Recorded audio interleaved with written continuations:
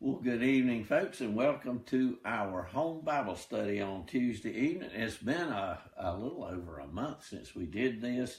The deacons at Ephesus Baptist Church graciously gave me the gift of a sabbatical month for all of October. Finished up my 7th year during that month, and what an investment in a pastor to be given a break like that. There's lots of things that a pastor carries around that it really was a great thing to be able to get out from under some things and maybe get back from some things and take a different look at some things. And now we are back at work at Ephesus Baptist Church and back with our Bible study this evening.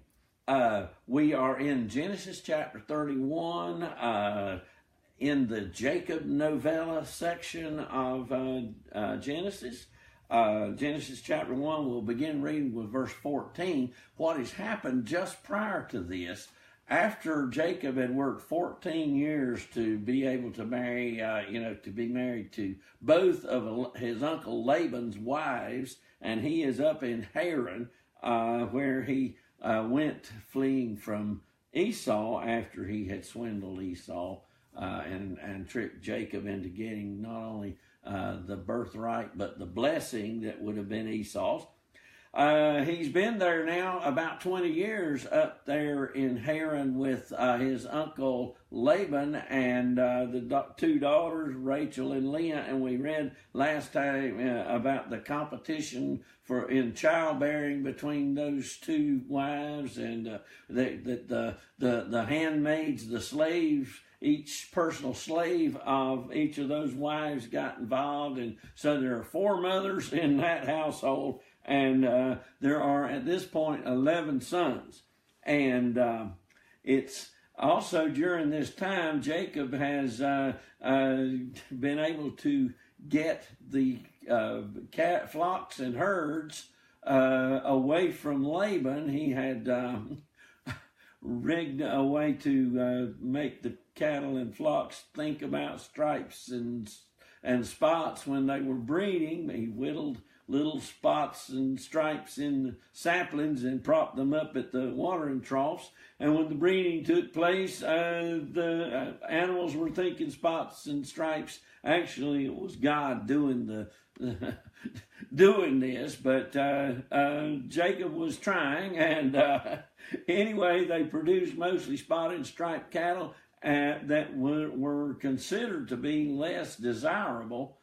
And Jacob had made a deal with Laban that Laban would have the solid color ones, the normal white colored ones and stuff, and he would get, the ones that were of mixed color. And so now his flocks and herds are great, and Laban's are dwindling, and Laban is not happy. He's not looking with a favorable eye upon Jacob, the first part of this chapter. And the brothers-in-law of Jacob, Laban's sons, see their inheritance is slipping away from them, and they're getting upset, and Jacob's welcome is worn out. And about that time, the angel of the Lord speaks to him in a dream, tells him it's time to go home. Isn't it wonderful that the Lord knows when we need to leave too?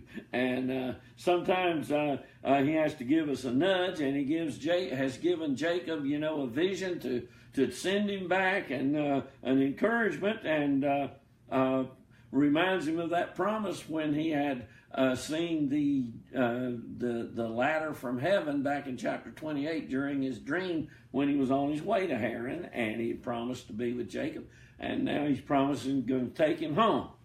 Well, now Jacob breaks the news to Rachel and Leah, verse 14. And Rachel and Leah answered and said unto him, Is there yet any portion or inheritance for us in our father's house?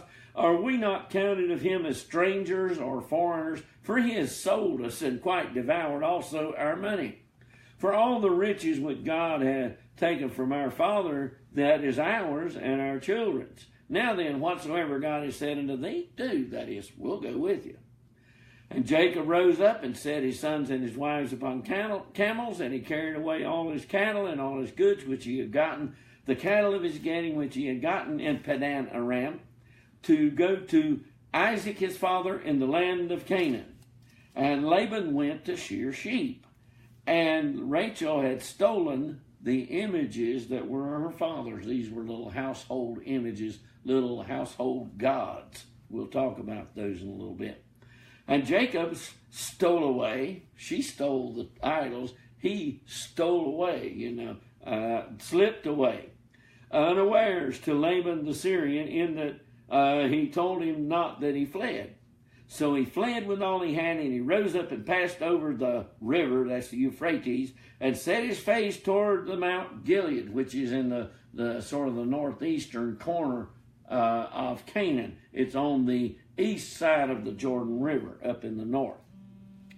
And it was told Laban on the third day that Jacob was fled, and he took his brethren with him and pursued after him 7 days' journey, and they overtook him in the Mount Gilead. And God came to Laban the Syrian in a dream by night, and said unto him, Take heed that thou speak not to Jacob either good or bad.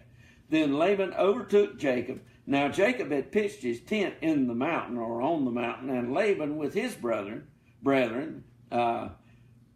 pitched on the mountain of Gilead. And Laban said to Jacob, What hast thou done, that thou hast stolen away unawares to me, and carried away my daughters as captives taken with the sword? Wherefore didst thou flee away secretly and steal away from me? Notice that word steal again. Of course, it has different meanings. But Rachel has actually stolen some things. And why did you steal away and not tell me, that I might have sent thee away with mirth and with songs and with timbrels and with harps, and hast not suffered me to kiss my sons and my daughters? Thou hast done foolishly in so doing. It is in the power of my hand to do you harm. But the Lord, the God of your father, spoke to me yesternight, saying, Take thou heed that thou speak not to Jacob either good or bad. And now, though you wouldest needs be gone, because thou sore longest after thy father's house, yet wherefore hast thou stolen my gods? And Jacob answered and said to Laban, Because I was afraid, for I said, Peradventure thou wouldst take by force thy daughters from me. With whomsoever thou findest thy gods, let him not live. Before our brethren, discern thou what is thine with me, and take it to thee. For Jacob knew not that Rachel had stolen them. And Laban went into Jacob's tent, and into Leah's tent, and into the two maidservants' tents, but he found them not. Then went he out of Leah's tent, and entered into Rachel's tent. Now Rachel had taken the images and put them in the camels. Your King James will say furniture. The idea is to put them in or under the saddle of the camel, and sat upon them in the tent. And Laban searched all the tent, but found them not. She's sitting on them, remember. And she said to her father, Let it not displease my lord that I cannot rise up before thee, for the custom of women is upon me. And he searched and found not the images. And Jacob was wroth. Now, Laban was angry first. Now Jacob is angry. And chode or contended with Laban. And Jacob answered and said to Laban, What is my trespass? What is my sin, that thou hast so hotly pursued after me? Whereas thou hast searched all my stuff, and what hast thou found of all thy household stuff? Set it here before my brethren, thy brethren, that they may judge between us both. These 20 years have I been with thee. Thy ewes and thy she-goats have not cast their young, and the rams of thy flock have I not eaten. That which was torn of beasts, I brought it not to thee. I bore the loss of it. Of my hand did thou require it, whether stolen by day or stolen by night. Thus I was in the day the drought consumed me, and the frost by night, and my sleep departed from mine eyes. Thus I have been 20 years in thy house. I served thee 14 years for thy 2 daughters, 6 years for thy cattle, and thou hast changed my wages 10 times. except the God of my father, the God of Abraham, and the fear of Isaac had been with me. Surely thou hast sent me away now empty. God has seen my affliction and the labor of my hands, and rebuked thee yesternight. And Laban answered and said unto Jacob, These daughters are my daughters, these children are my children, this cattle are my cattle, and all that thou seest is mine. And what can I do this day unto these my daughters, or unto their children whom they have borne? Now therefore come, now let us make a covenant, I and thou, and let it be for a witness between me and thee. And Jacob took a stone and set it up for a pillar. Remember, he did that when he left Canaan. He's doing that as he comes back. And Laban called it Jegar-Shadahutha. Something like that's multiple choice pronunciation. You can say it many ways. And who knows which is right. But Jacob called it Galeed. And Laban said, This heap is a witness between me and thee this day. Therefore was the name of it called Galeed. And Mizpah, for he said, The Lord watch between me and thee. Mizpah means watchtower. By the way, we'll talk about the other names in a few minutes. The Lord watch between me and thee, when we are absent one from another. If thou shalt afflict my daughters, or if thou shalt take other wives besides my daughters, no man is with us. See, God is witness between me and thee. And Laban said to Jacob, Behold this heap, and behold this pillar, which I have cast between me and thee. This heap be a witness, and this pillar be witness, that I will not pass over this heap to thee, and that thou wilt not pass over this heap and pillar unto me for harm. The God of Abraham and the God of Nahor, the God of their father, judged between us. And Jacob swore by the fear of his father Isaac. Then Jacob offered sacrifice upon the mount, and called his brethren to eat bread. And they did eat bread, and tarried all night in the mount. And early in the morning Laban rose up and kissed his sons and his daughters, that is, grandchildren really, and blessed them. And Laban departed and returned unto his place. Okay. Jacob knows it's time to leave. Our circumstances tell him it's time to leave. Common sense tells him it's time to leave. The fact that he has wheeled and dealed and swindled and all of this, and gotten the daughters that he's worked for, and worked for all of these flocks and herds, and now Laban's flocks and herds are much diminished, and Jacob has much larger flocks and herds, and plus Laban does not look at him with the same favorable eye, and the brothers-in-law are jealous and upset that their inheritance is disappearing before their eyes. And then to top it off, God tells him, yes, time to leave. It's interesting that we're not told that Jacob inquired of the Lord, is it time to leave? But God, in the night, probably in a dream, intervened and spoke to Jacob. You know, could have been Jacob was sleeping and kind of, tossing and turning. You remember that night he had his head on the rock back in chapter 28 when he had left home and uncertain of his future. And the times that the Lord is able to really speak and deal with Jacob, every time it's when his schemes have come to an end and when Jacob has run out of angles to use with other people. It's really a sad thing that the story of Jacob is a story of a lot of struggle. The Lord really wanted to use and to bless and to be close to Jacob, but Jacob was so full of Jacob that the Lord didn't have a whole lot of room to operate.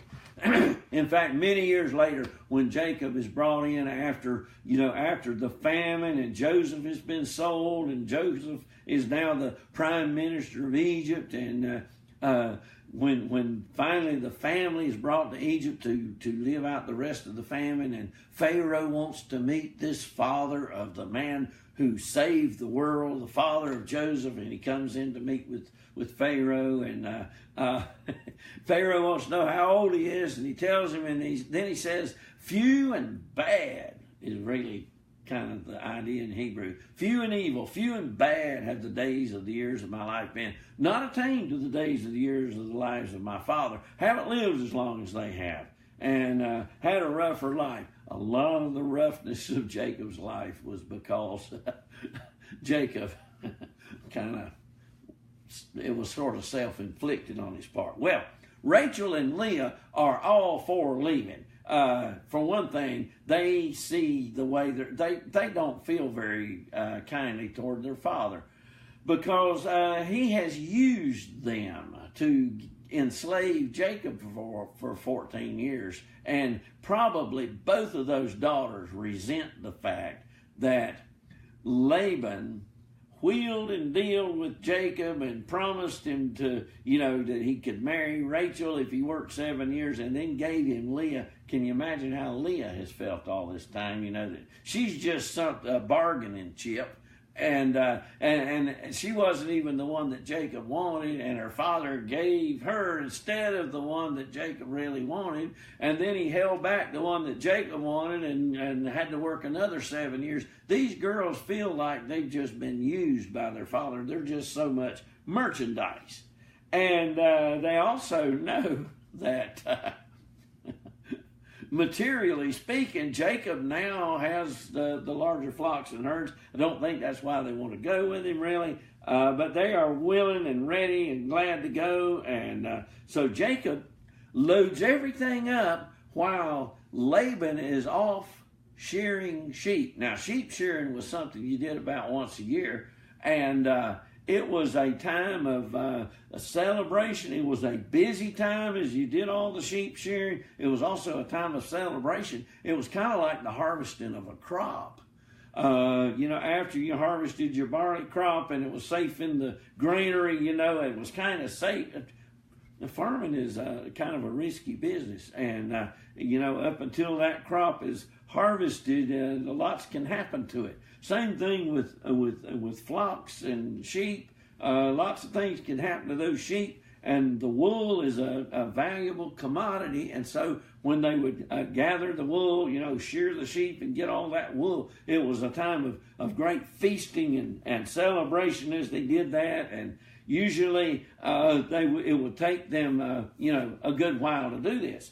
So while Laban is shearing his sheep, and Laban has not got as many sheep as he used to have, and he's probably, as he's shearing them, he's thinking, my flocks is not near as big as they ought to be. Jacob ought to be shearing his sheep, but he's not shearing his. He's got more than I do, and all of that. It might have even been that during the sheep shearing, and Jacob might have been thinking, when Laban gets back from shearing the sheep and sees how little wool he gets, he's really going to not like me then. So during that, Jacob loads everything up on the camels, and they hit the road to come back to Canaan, where Jacob has not been in 20 years.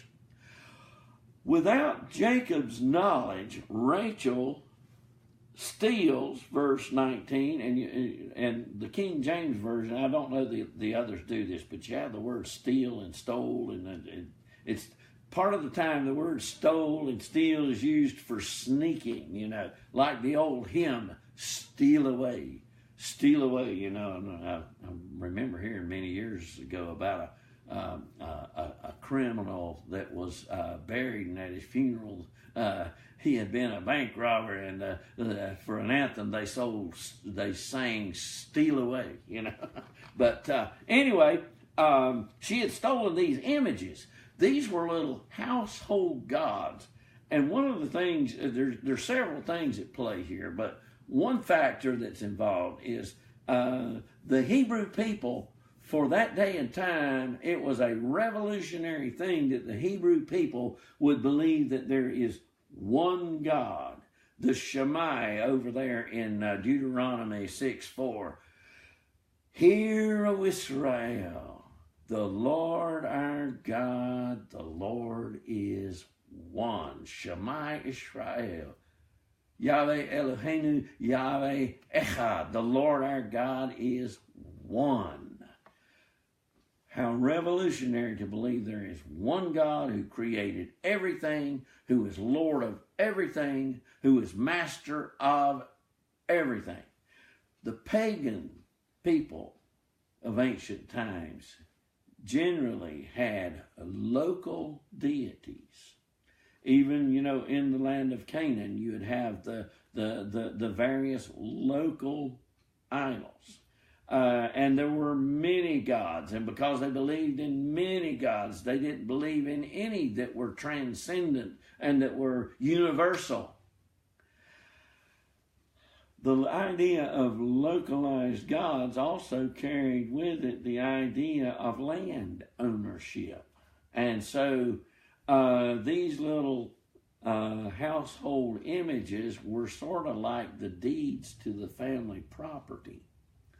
Also, because they were connected with the land and the ownership of the land, the principal heir in the family would receive those household gods at the death of the head of the clan in those extended families. And so what Rachel did is she ensured that her husband, Jacob, the son-in-law, instead of the sons of Laban, would be the true heir of that family. Again, the Lord had promised Abraham he had blessed those that blessed him, cursed them that cursed him, and you will all the families of the earth be blessed, and I'll give your children the gate of their enemies, and all of that kind of stuff. And this was seen in ancient Israel, as an extension of God, his promise to Abraham, and even giving him property, up in Padan Aram, or Haran, as it's also called. Anyway, she stole these and didn't tell anybody. She stole those, and the next verse says, Jacob stole away unawares. They slipped away with Laban not knowing, and it's 3 days before Laban finds out.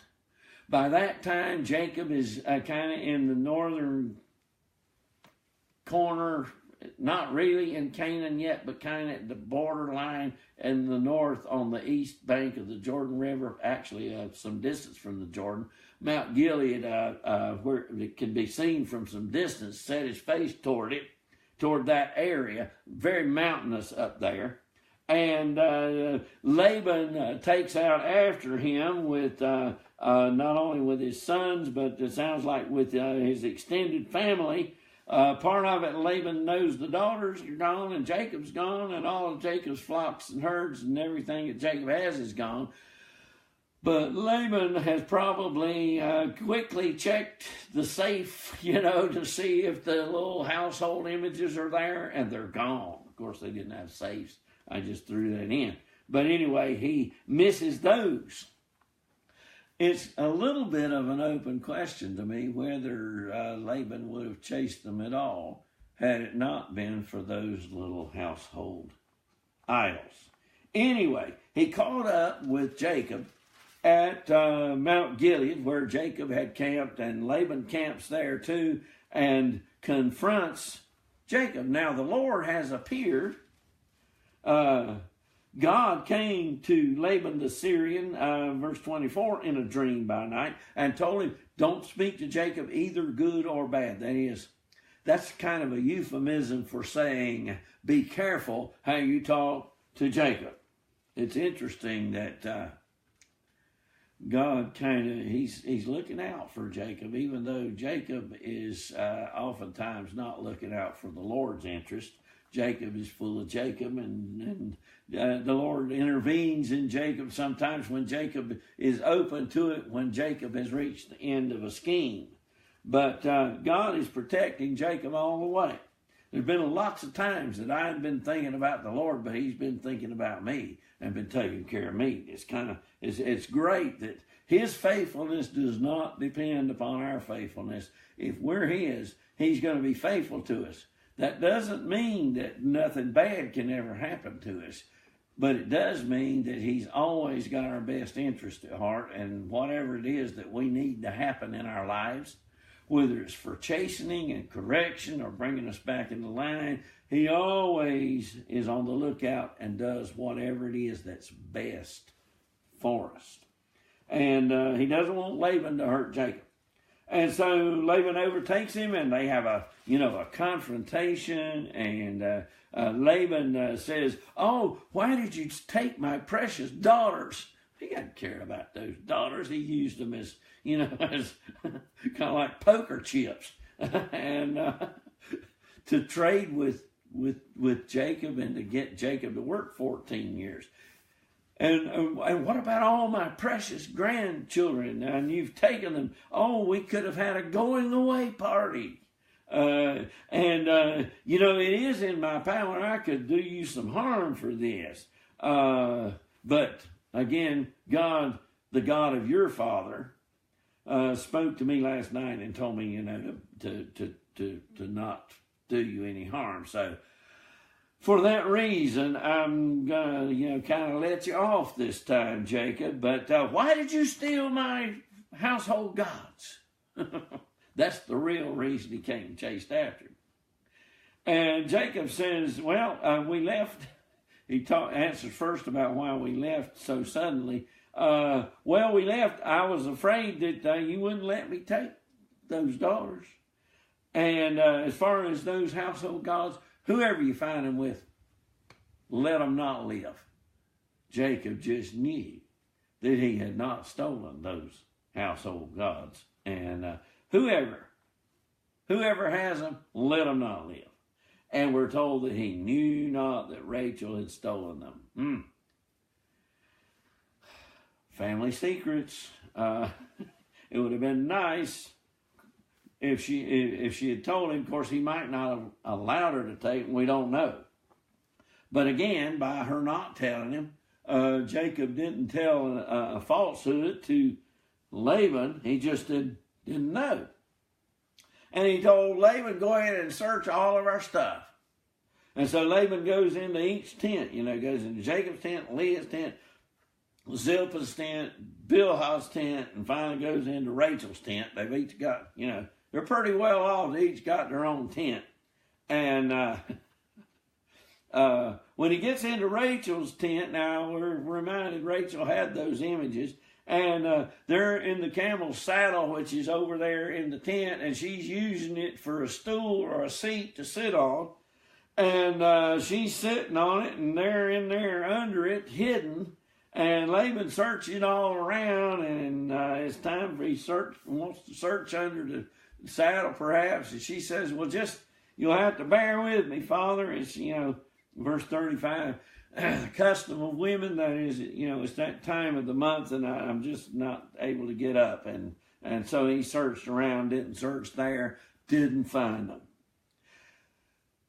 Laban was all upset when he got there, going to look for those images, and just knew they were going to be there. And after he looks and doesn't find them, and there's Jacob standing there, and all the, the suitcases and all the stuff's pulled out of them, and everything from in the tents is, thrown out in the yard as they searched through and ransacked everything. And now it's given Jacob time to get angry. And we're told that he was wroth or angry, and that King James word, he chode, to chide, or in the past tense is chode, or contended. He fussed. They got in a fuss. That's what it was. The people ever getting fusses? Yes. Now, one person, my mother used to tell me, one person can fuss, but it takes two people to have a fuss. Anyway, so they got in a fuss because they both got into it. And Jacob was upset and said, oh, what is my trespass? What's my sin that you so hotly pursued after me? And you searched through all our stuff and didn't find anywhere. Whatever you found that belonged to you and all our stuff, lay it out here where everybody can see it. And there's nothing that we took that in all this stuff. And I worked for you for 20 years. It just, I'll tell you, all this stuff that Jacob's been swallowing all this time, he's bottled it up inside. He's just kind of swallowed it and held it in. And now it just comes bursting out. I'll tell you. One of the reasons, by the way, that I kind of needed a break, about a month ago. There's lots of things in the ministry that you just kind of have to swallow and just try to go on. And sometimes those things are... A good friend of mine, in fact, one of my professors when I was at Campbell, told about how when he surrendered to preach as a young teenage boy, there was a pastor, a Methodist pastor, I believe, that lived down the street from them, who wanted to talk to him, and he came and talked to this young boy who eventually became one of the professors at Campbell University. And he said, "Now, son, what you need to go out and do first is you need to go out to the wood pile and get a piece of stove wood and swallow it sideways, because you're going to have to swallow a lot of stuff when you're in the ministry." Well, here's Jacob, has been swallowing stuff for a long time, and that's been in him, and it's been down in there. He's been holding it in, and they get in a fuss, and it all comes out. "I've been working for you for 20 years. Your ewes and your she-goats have not cast their young. That is, they haven't miscarried. And the rams of your flock, I hadn't eaten any of your rams. And whatever the beast got hold of, I bore the loss. And whatever was stolen, I bore the loss. And there I was, the drought consumed me in the daytime, the frost at night, and my sleep. I didn't get any sleep, and I've been 20 years working for you." Again, the Israelites over at the foot of Mount Sinai, or as they traveled toward the promised land after those 430 years of hard bondage, they would be reading and hearing this and relating it to their hard bondage as slaves in Egypt. And Jacob could identify with their slavery the way his father-in-law had enslaved him by getting him to work 20 years, 14 years to marry the daughter, 6 years for the flocks. And then he says, "I've been served you 14 years for your $2, 6 years for your cattle. You've changed my wages 10 times. Now, that may be a little bit of a hyperbole, I don't know if when I was growing up, they would have said, "You've changed my wages 11 times, And it's you just changed my wages time after time after time, and I never did know what to depend on. And you changed it, whatever was to your advantage. You just taken advantage of it. If it hadn't been for the God of my father, the God of Abraham," and it says the fear of Isaac. That is, he's talking really about the faith in God of his father that has been handed down to him. In fact, he swears by that fear of his father when they make the covenant over in verse 53 between them. He says, "It hadn't been for all of this and the faith that my father, the reverence that my father had for God, you would have sent me away empty. God has seen my affliction," like he did with the Israelites when Moses brought them out later. "And he's seen the labor of my hands, and he's rebuked you last night." And Laban answers, and he's just as mad. "These daughters are my daughters. This cattle is my cattle, and everything you see here is mine. I can do this whatever I want to." And but I'll tell you what, again, wheeler dealer, let's make a deal. "Now therefore, let us make a covenant. Let's make a deal between me and you. Let it be for a witness between us." Jacob takes up a stone, sets it up for a pillar, like he did when he made a covenant with God back at Bethel in chapter 28. And they take and make a pile of stones. It sounds like later that Laban makes a pile of stones and Jacob sets up a pillar. And then they gathered the stones and took there, and they ate there upon the heap. It doesn't actually say this, but it could have been that they offered sacrifices and they ate the portions that would have been like from the peace offerings that the worshipers would eat there. Whether they did that or not, eating together in the Old Testament is a picture of fellowship. You didn't just eat with somebody unless you had agreed with them. Basically, what Jacob and Laban do is they agree to disagree. They agree to stay on each one on their side of the pile of stones, And they agree that they're not going to swindle and wheel and deal and take advantage of each other anymore. And so sometimes You know, we don't all have to agree on everything. Sometimes it's better if we just, particularly if what we're disagreeing about is not central to the faith. You know, we don't have to agree on where Cain's wife came from, for example.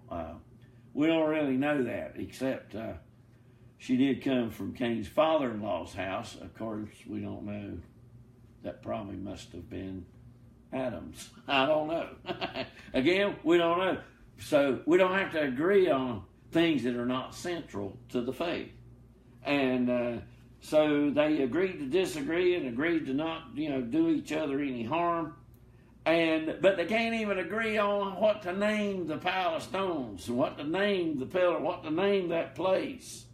Laban calls it in Syrian Jagar Shahadutha, but Jacob calls it Galeed, which is Hebrew. In Syrian, the first name, I won't try to pronounce it again because I can't say it the way I just did again. In Syrian, it means a heap of witness. In Hebrew, the other name, Galeed, means the heap of witness. And then they, pronounce the purpose. Laban says the heap is a witness between us. And then it says the name of it was called Galeed. Again, this is told by the Hebrews from the Hebrew perspective. And they also called it Watchtower, Mizpah. The Lord watch between you and me. See, neither one of them trusts the other one as far as they can spit them. And I don't trust you 1 inch. And no one doesn't trust him 1 inch. And so the Lord's going to have to watch over and make sure that you don't do me any harm, and you stay on your side of this pile of rocks and I stay on my side of this pile of rocks. They can't even agree on what to name it. Reminds me of during the latter years of the Vietnam War when they had the Paris peace talks over in Paris to try to come to a negotiated end to the war, that those who gathered for that, from North and South Vietnam and us and others that were trying to mediate an agreement, they couldn't even agree on the shape of the table, if you remember that, from back in the late 60s, early 70s. Anyway, Jacob warns him now, don't you take other wives besides the ones that are my daughters, and there's not anybody that can keep a check on you, but I'm trusting that the Lord will keep a check on you. And this heap is a witness that neither one of us will come on the other side of the heap to hurt the other one. And so then Jacob swears by the Lord and by the reverence of his father, and they offer sacrifices on the mount. I'm not sure if this is the only time or not. I don't think it's the only time, but this is one of just a few times, if not the only time, that we read about Jacob offering sacrifices. Anyway, offer sacrifices, and then they called the brethren to eat bread. This is fellowship with the some of the materials used with in the worship ceremony they did, in the sacrificial system in ancient Israel. There were cereal or bread offerings as well as that of meat and flesh. Anyway, they have made the agreement. They sealed it with worship and with fellowship and eating together. Spent the night, and then Laban, kisses the grandchildren and the daughters goodbye, and puts a blessing on them and goes back home. Jacob now heads toward the promised land, toward Canaan. He's right at the edge of it, and he's on the east bank of the Jordan River. They will be crossing into Israel and Canaan proper in the next chapter. Jacob's been gone 20 years, but the Lord has been faithful and has brought him back and has taken care of him. He's given him food to eat and clothes to wear, giving him all of this family and all these flocks and herds. God is faithful to us. And I'll tell you something. You can trust the Almighty God of the Bible, who came here in the person of his Son, Jesus Christ, died on the cross, paid for all our sins, and rose again, living proof that he has done everything necessary to pay for our sins. If we will but trust him and receive him as our Lord, we can be his forever and ever. And he will be ours as well. Thank you and good night, folks.